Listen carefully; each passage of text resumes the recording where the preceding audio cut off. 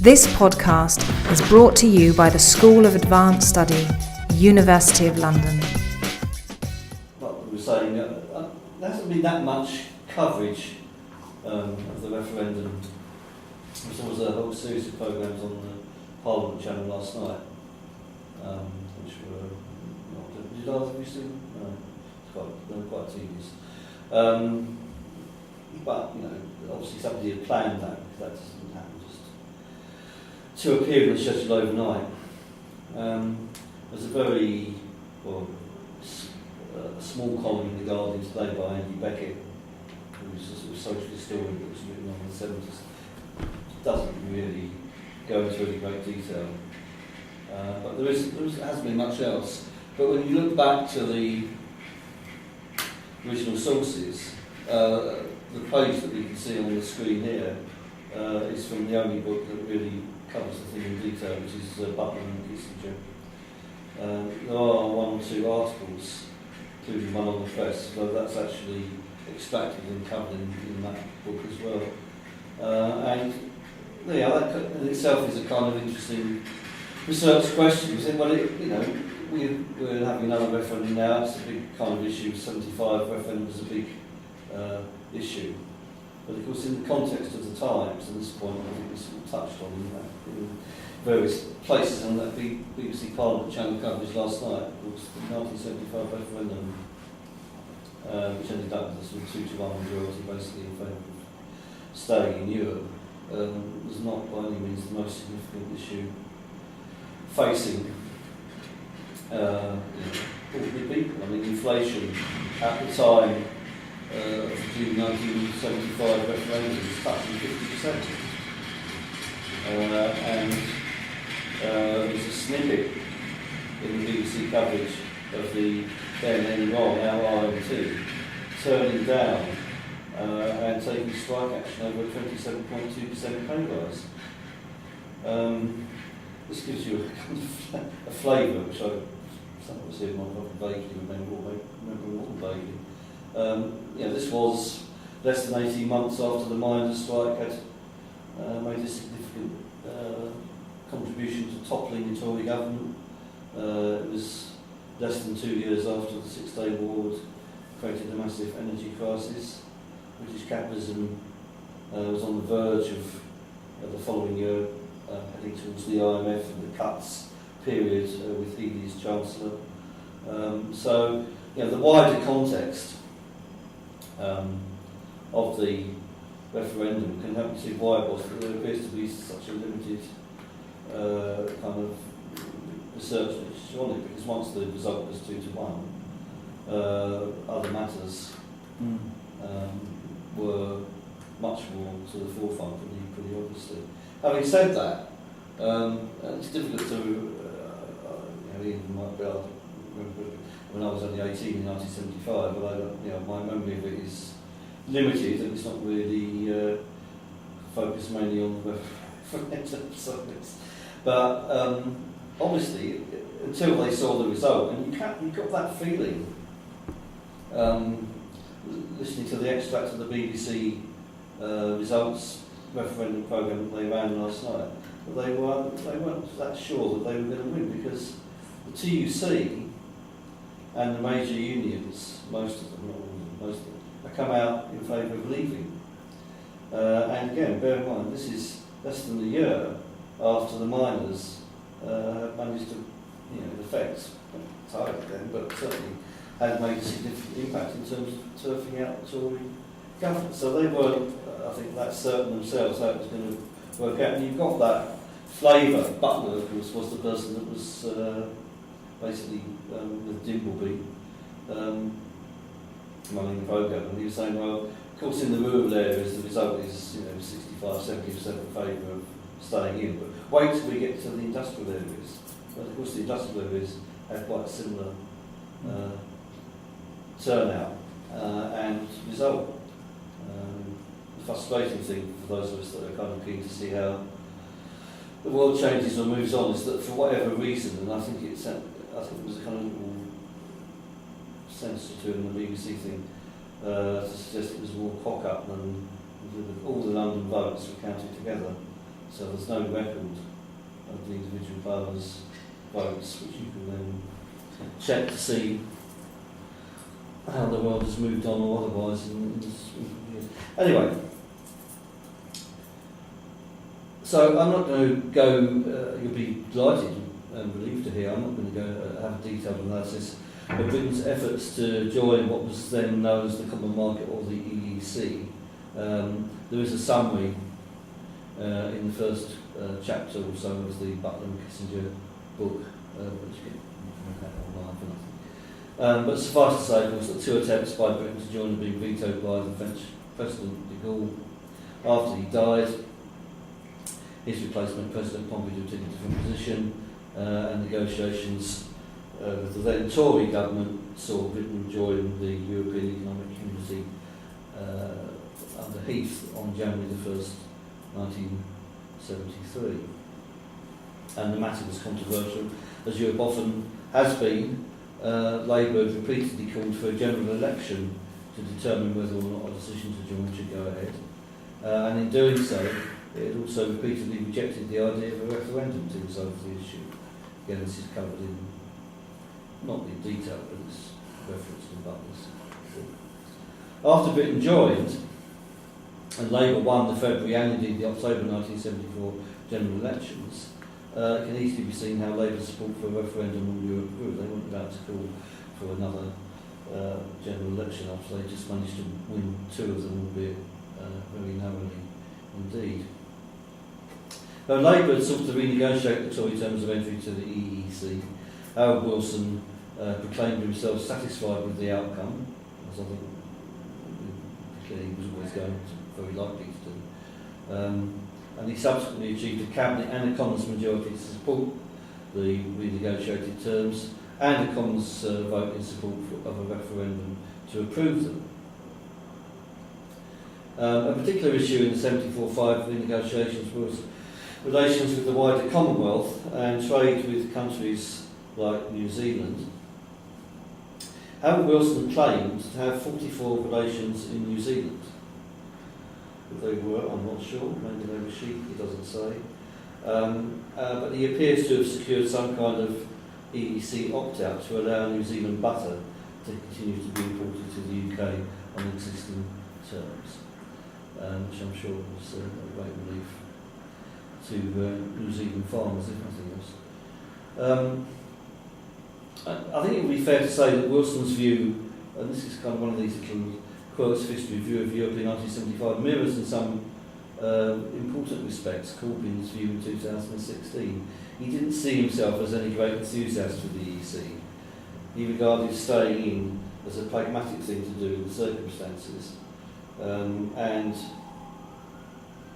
I suppose the real comparison, if you were to recall, was with Thatcher. There was a brief interview with Thatcher on that BBC programmes last night, where it was asked, she was asked why she hadn't played a more prominent role in the campaign to stay in the Common Market, because she was in favour, officially anyway, of staying in the Common Market, and she just said, well, you know, I made a speech or two, and it wasn't really about me, and blah blah blah. And of course, you know, the subtext is clear. This is a dispute within the Labour Party and the Labour movement. You know, government ministers are falling out with each other. Why should I, as a Conservative Party leader, make a big issue, let them fall out, and we'll see where we go? And you can see a kind of parallel to some extent, perhaps, argument with Corbyn's position, because this time, of course, it's what the media describe as a blue-on-blue Tory v Tory issue, arguably more so than anything else. So, the vote on Europe was clearly part of a wider debate about whether British capitalism could survive and how it was going to survive. As I said, the referendum took place on Thursday, the 5th of June 1975. And the result was 2-1 in favour of being part of Europe. 67.5% turnout and 65% yes vote. And that clearly must be the benchmark, I imagine, that Mr Cameron will have to meet. This seems to be how the world goes on these days. If a politician fails to meet whatever the success was in the previous comparable election, and we failed. So I think it's fairly likely he's going to fail, but we'll see. But that's the kind of benchmark.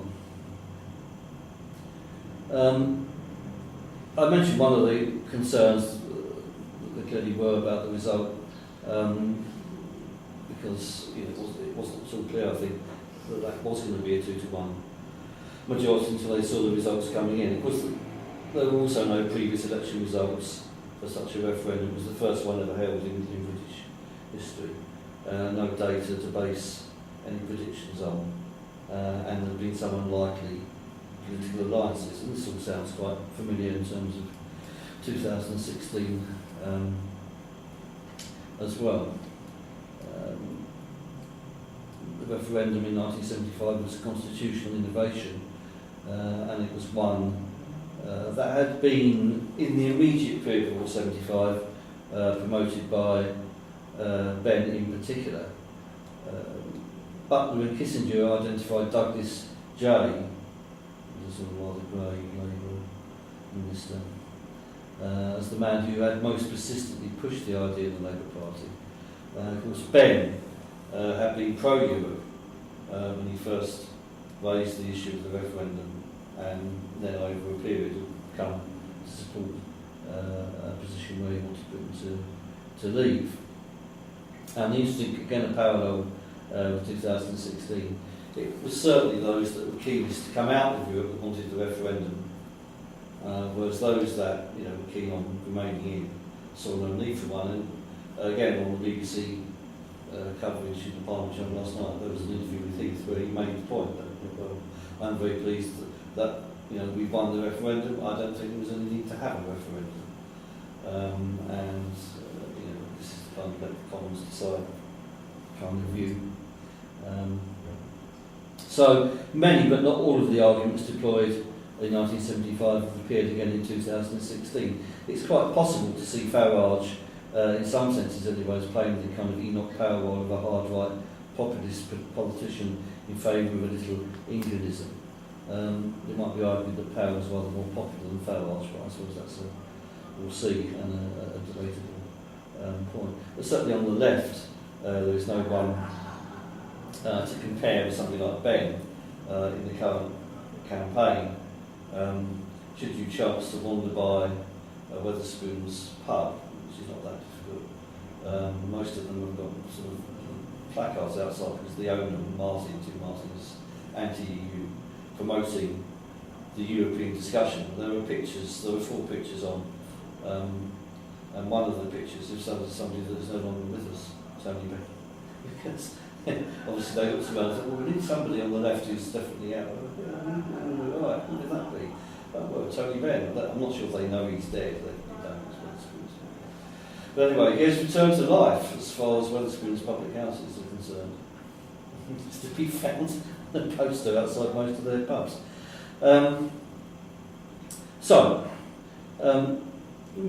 Aside from the Butler and Kissinger volume, if you're looking to understand, what the left had to say, not necessarily the far left, because that's a slightly separate issue.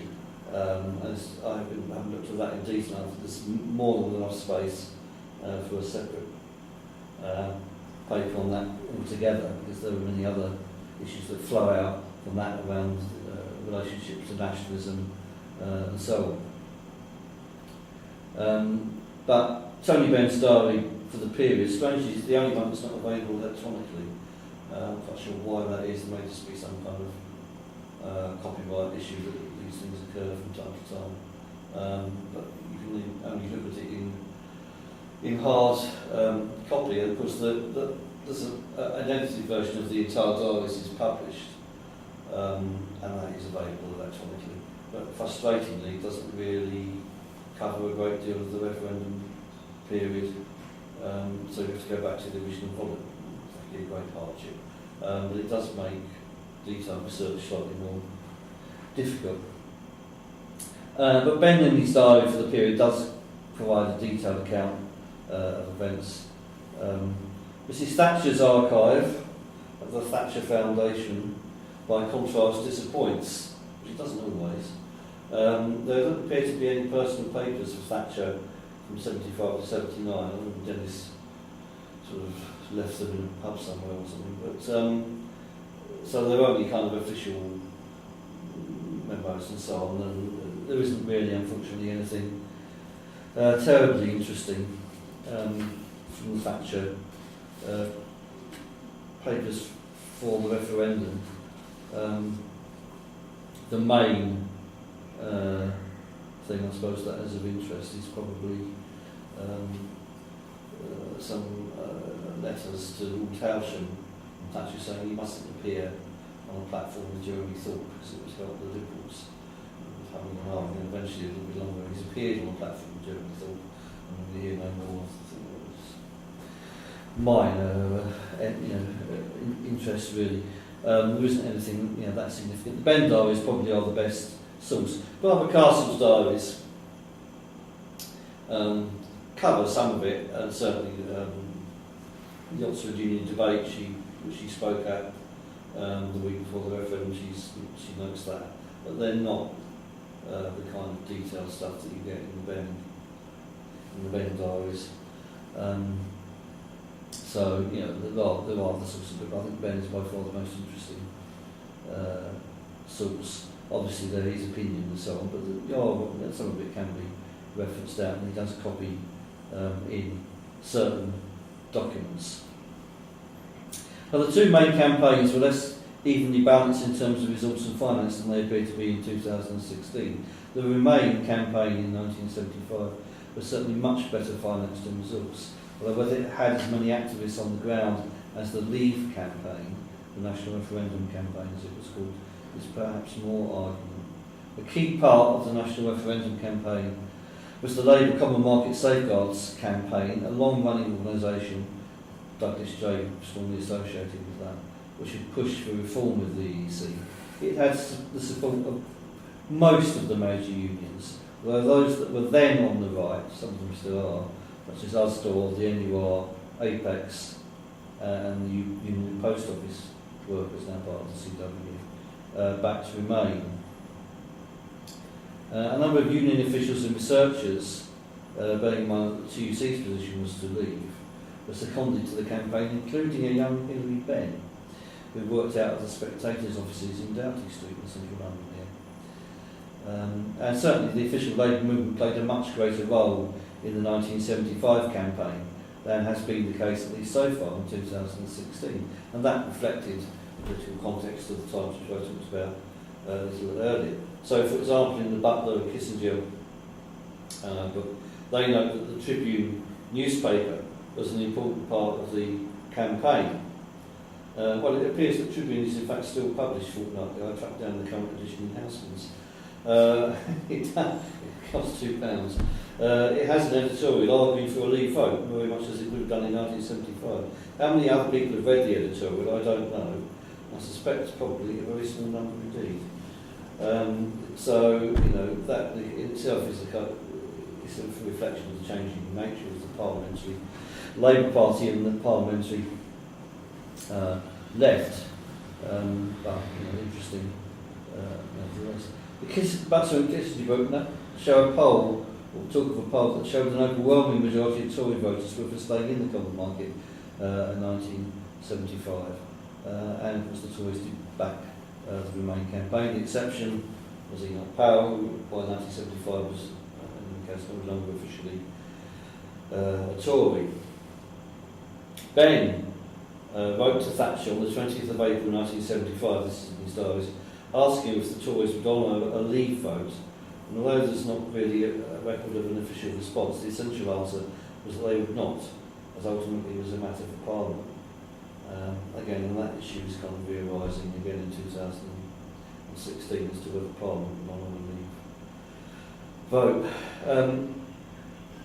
The detail of the substance, as I said a bit earlier, it had become really, in some senses, if you looked at the debate took place on the Monday of the week of the referendum between Roy Jenkins and Tony Benn, which is again was on the BBC coverage last night.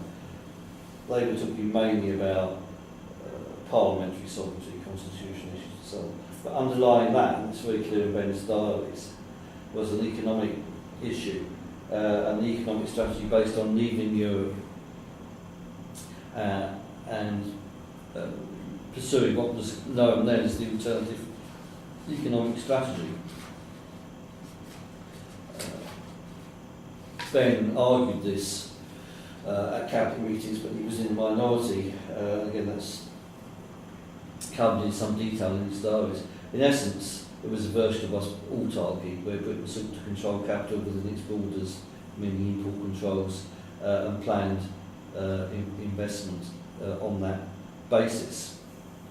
Given that capital was an international system, it's not really that clear how this would have worked. But in any case, Wilson had the cabinet majority.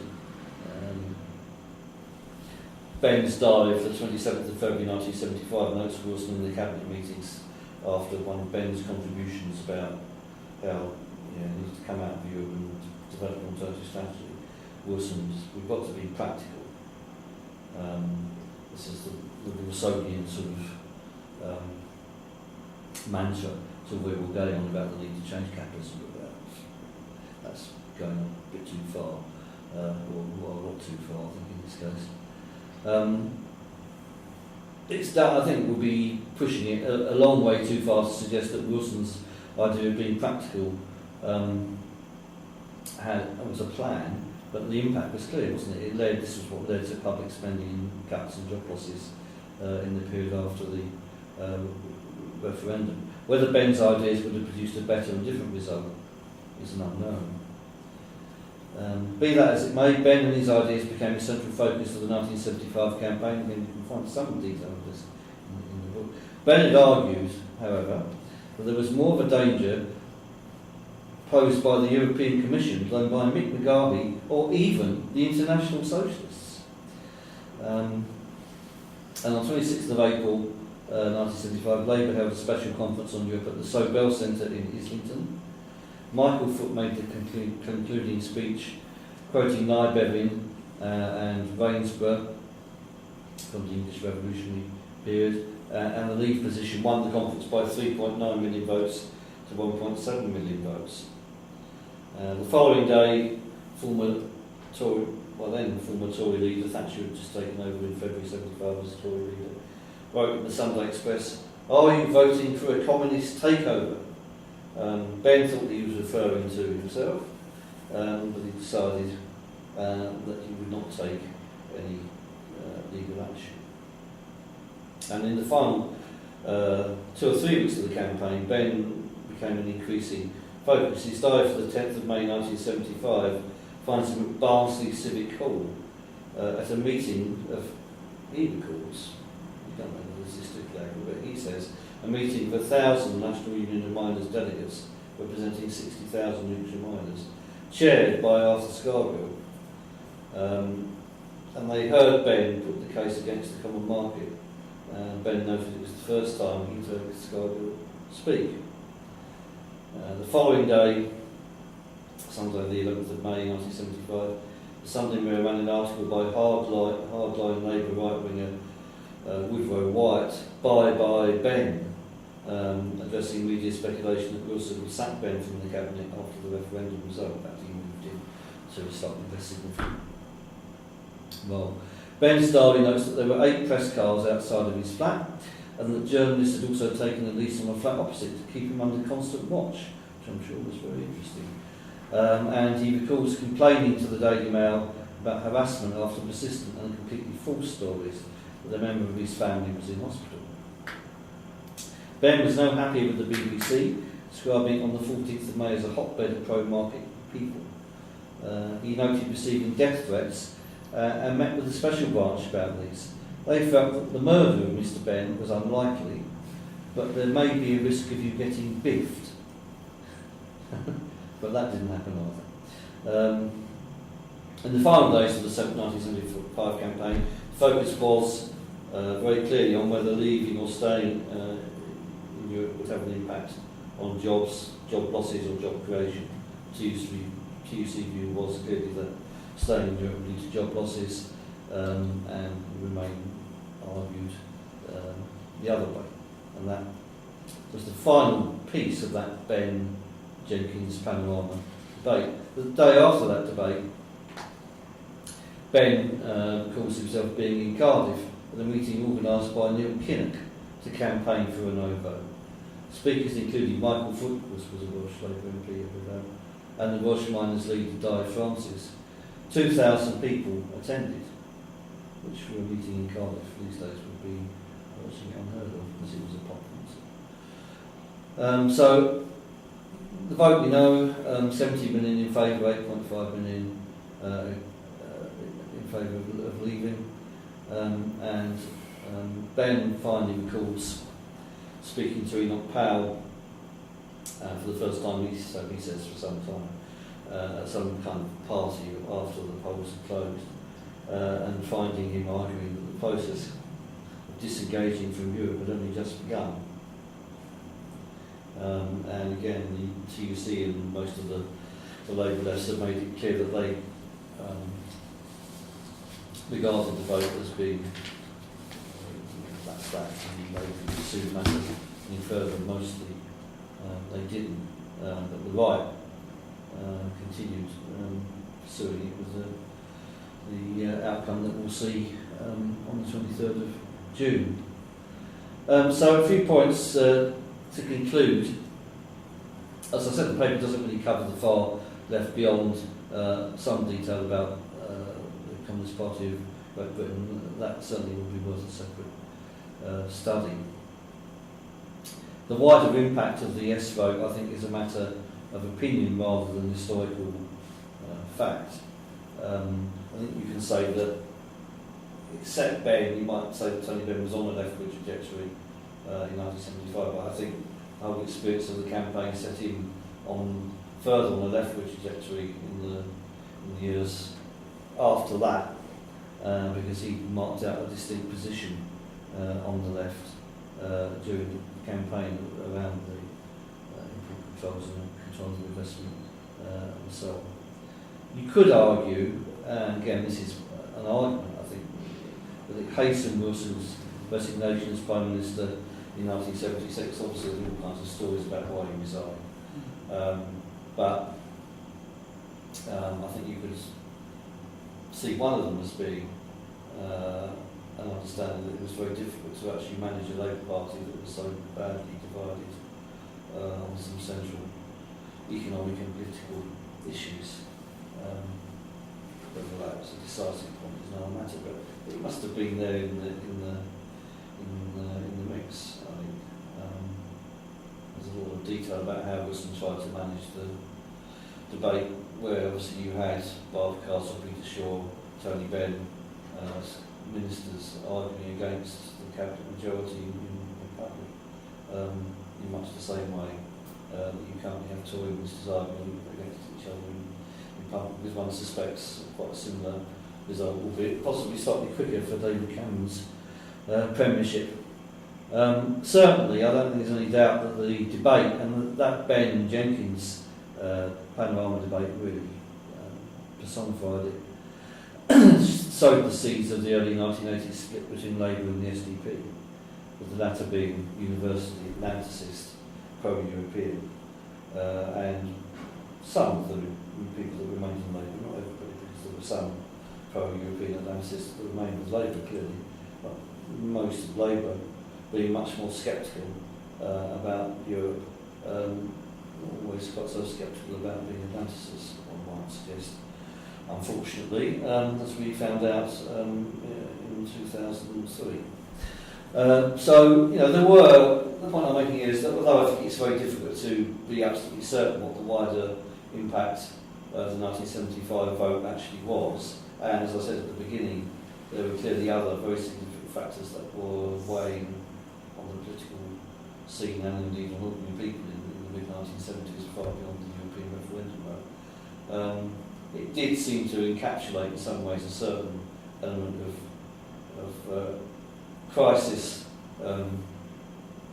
on the left, which in many ways, as long as it's been resolved, you could also argue that it set off a whole period of crisis on the political right, because from that period you see this, the development of what Major in his period called the bastards, and even Duncan Smith was one of them, the Tory people that kept on going on about the need to get out of Europe from that time, and they're still at it. So, in a sense, you could argue that the Tory crisis, insofar as there is one now, I think there probably is to some extent, dates from that period. And interestingly, there was actually an article on the BBC website. It said that. It was quite amazing. I think the BBC website was totally obsessed with writing stories about the neighbouring crisis, but then I popped an article saying, well, actually, you know what, the Tories are in crisis and Cameron might not survive, written by John Pienaar, who is not a journalist that is generally favourable to the left.